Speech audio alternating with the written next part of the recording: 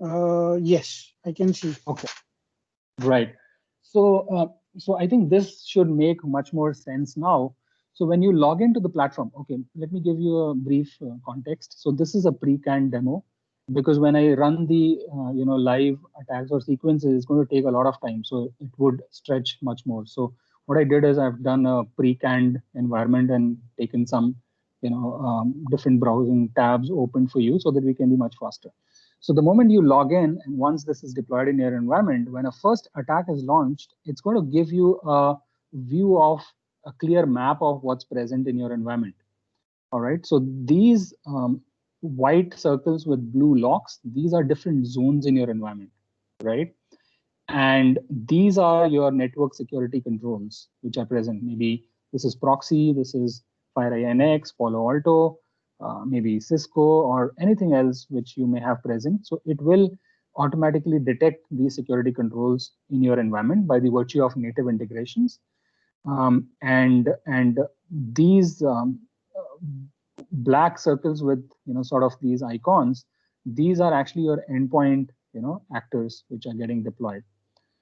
So this is actually give you a complete view of what's present in terms of security controls and how they are connected using these one direction or bidirectional arrows. And these are your network actors which are present, the with the white kind of chevron present inside this black circle. So the use case of this scenario is that to understand in a customer's environment if there are certain kind of flows which should not be present. For example, in a manufacturing segment, if the SCADA network is talking to your PCI or talking to the internet, then it's not a good sign. Then you are able to clearly see using the bidirectional arrows, or by this you'll be able to quickly see and make those changes if that is supposed to not happen, right? So this is the initial view which you get. And then in the library, you have your actions, evaluations, and sequences. Now, these actions are single such attacks which you can launch in your environment from an external, actor to an internal actor, maybe an endpoint or maybe a network, which is going to, actually see how your security controls behaved in response to this particular attack which we launched. So these are single, desperate kind of attacks.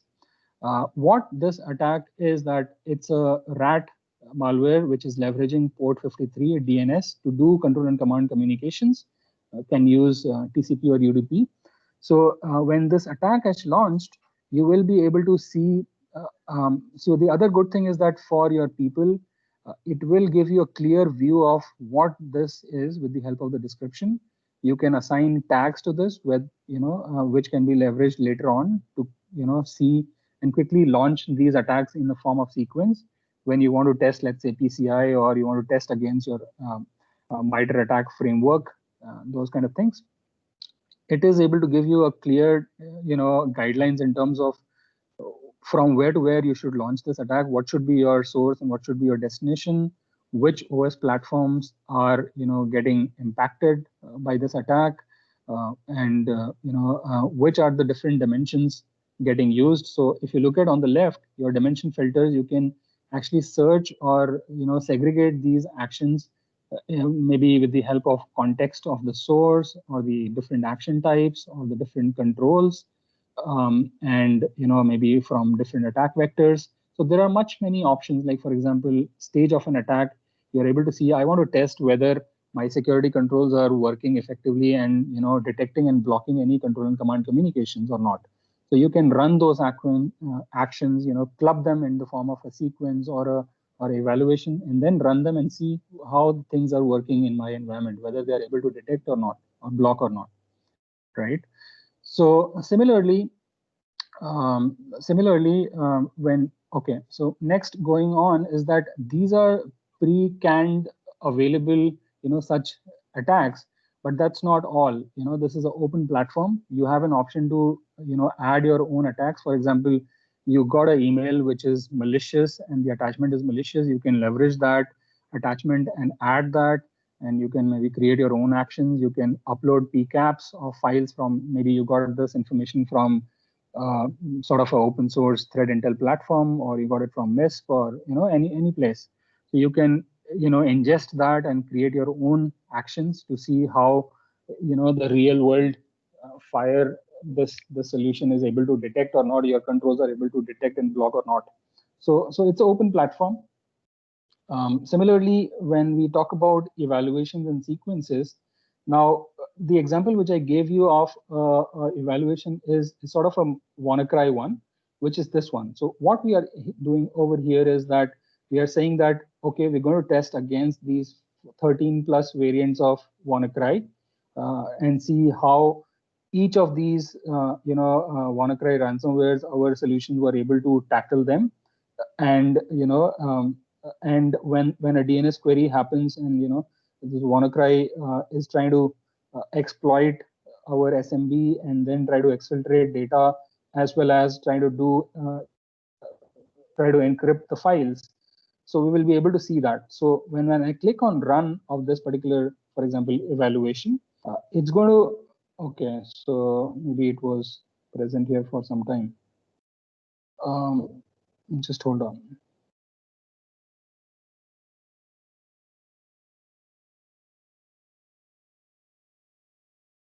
No, it's gone. I'll have to log into this again, but let me see.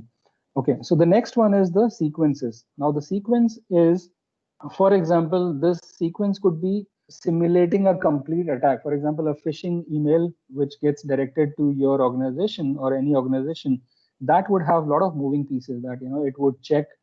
The attacker would first do reconnaissance, and it would scan ports, and then by getting all those reconnaissance done, it gets the inputs and then finally launches an attack. So all those multi attack sequences can be launched in your environment, and we can see effectiveness of our security controls against them. Okay, so I think you got the idea. When we click on run here, it will ask you for each of these groups, how do you want to actually run? Okay, let me do one thing. Let me try and show you this once more.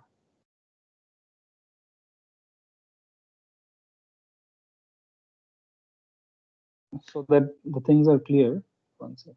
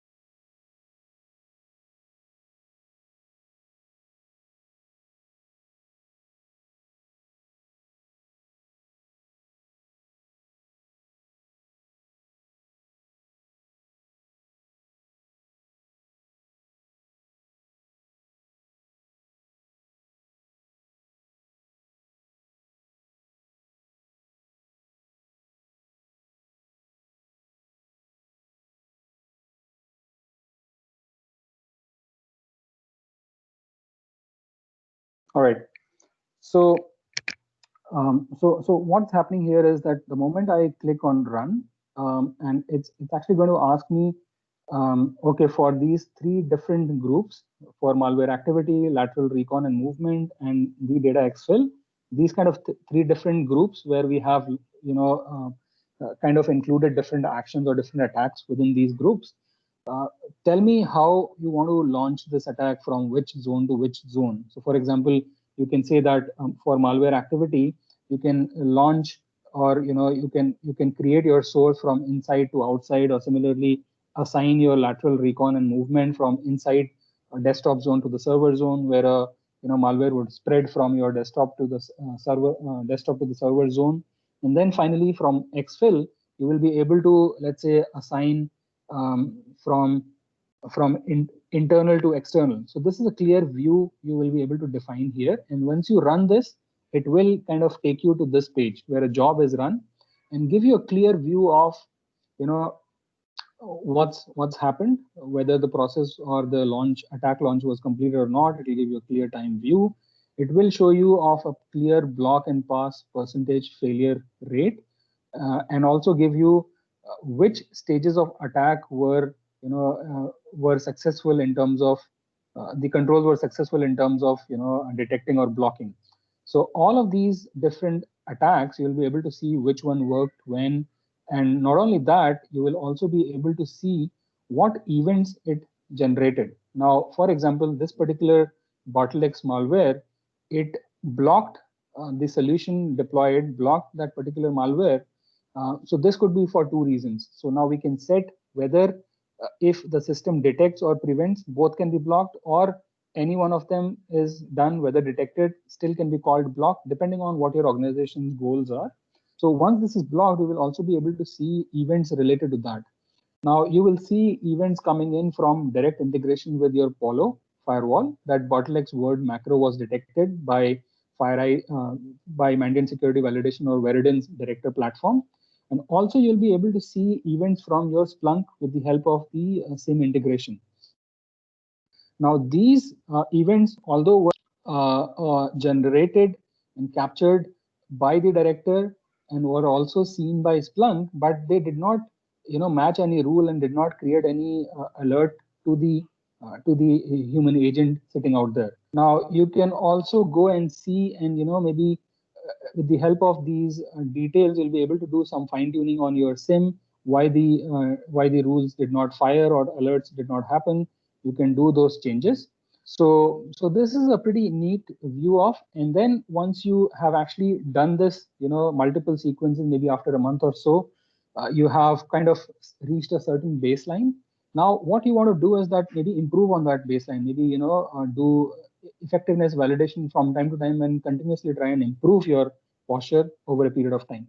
What you can do is that you can create monitors, which is going to actually uh, um, actually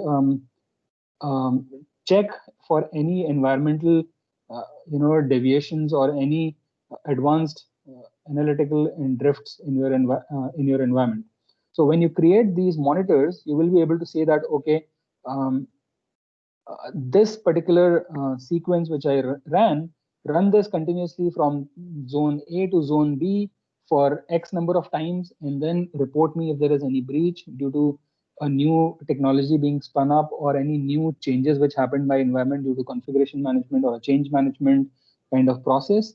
So it will be able to detect and tell you clearly that, okay, when these monitors were doing their job, we noticed that this is actually this is the area where there were issues were noticed in this particular zone from HQ main to for example this Polo and this particular East BMZ, and this red line indicates that, okay, there are certain issues. Now when you go and click on this number, which is 3, it will give you clearly what's wrong. It will give you a view of what out of those monitors which you created, those sequence of attacks which you launched from time to time continuously, which particular control was not able to detect any specific attack or not, whether the attack was passed or failed. For the failed ones, you can see and go back and do fine tuning and understand where the gaps are, maybe tweak your security controls and these kind of things. So this is really effective in terms of continuously improving your overall security posture over a period of time. Now that's good, but in real world, this is not how things work. It's not all about simulating a sequence or a breach, but in real world, that today where the money is, where the attackers are, right? And you will see advanced persistent threats or nation state sponsored attacks being continuously done to organizations across the globe. So this threat actor assurance module is kind of actually giving you a complete view of, with the help of threat intelligence integration with FireEye and Veridian's native threat intel, repository which they have, which they keep updating from time to time. Is able to give you a clear view of how your systems performed against different malware families, right? Maybe Mimikatz, Wowtrak, these kind of things. They are also able to help tell you that what is your readiness against different threat actors, for example APT33 or Lunar Spider, Sophic SE, and these kind of things. So if you want to know more on these, you can go here and click description of, from where you got this APT anomaly, and FireEye has descriptions on this, which are the different techniques and tactics they are leveraging, and then, which are the different evaluation sequences which you can leverage and try and, simulate this particular threat actor in your environment and see how your controls are working. Whether, so this actually gives you a view of, if you have run such, maybe 10 such incidents, total 16 actions were run. Out of that, 2 were missed and 11 were, detected, and only 3 were prevented for APT33. Similarly, for others, you will just get this clear view. For your MITRE ATT&CK tactics radar, this actually gives you a view of sort of how your defenses are doing against, each of these attack, techniques. I would say for control and command, you will see a clear view of how many were blocked out of the total actions which you are run. Similarly, for persistence, execution, privilege escalation, these kind of things. So this will give you a clear view of how your technologies are doing when compared to MITRE ATT&CK framework. So that's not all. You will also be able to see your security effectiveness gauges. For example, for authentication on authorization, let's say total such 56 attacks were launched. How many were prevented? The outer circle is prevented. The next one, the inner one, is the detected. And the inside one is the alerted, and how many were missed. It will give you a clear view of, for authentication or authorization kind of attacks. For data exfil, it will give you a view of, sort of a gauge meter, how your technologies are performing. So when you click on this, it will give you a more detailed view of a specific technology, how they are doing. For prevented, for example, FireEye, in this specific use case, although it is a pre-canned environment, not to be taken as a real world example, but it will show you a view of, for example, this Symantec DLP. It was able to only prevent 4.8% of the times. Similarly, Cisco, it was able to actually detect a breach or an incident only 11% of the times. So this way it can give you a lot of ideas in terms of what is working, what is not working in your environment. Gives you, time to look at things like whether we can do some sort of rationalization of products, or we can do some tuning and see why things are not working, things like that.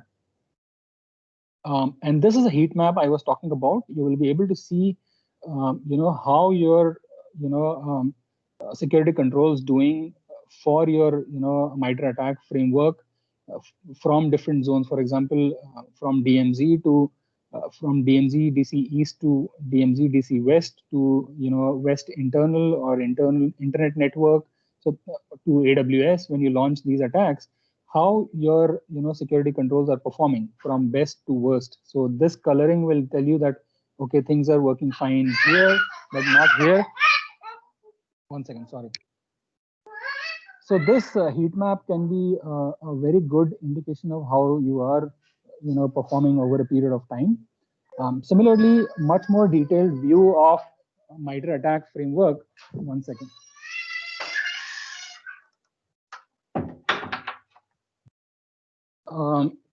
Similarly, a much more detailed view of how your tools are performing against all the MITRE ATT&CK framework overall. Like you can see a clear view of, in the initial access, how your different technologies were working. So it will give you a very sort of a complete view of how things are working, and then also maybe get you more information on what specific technologies were involved in exploitation of privilege escalation and how they performed, what they did not do correct, and get more information on that, what sequences were leveraged, and all things like that.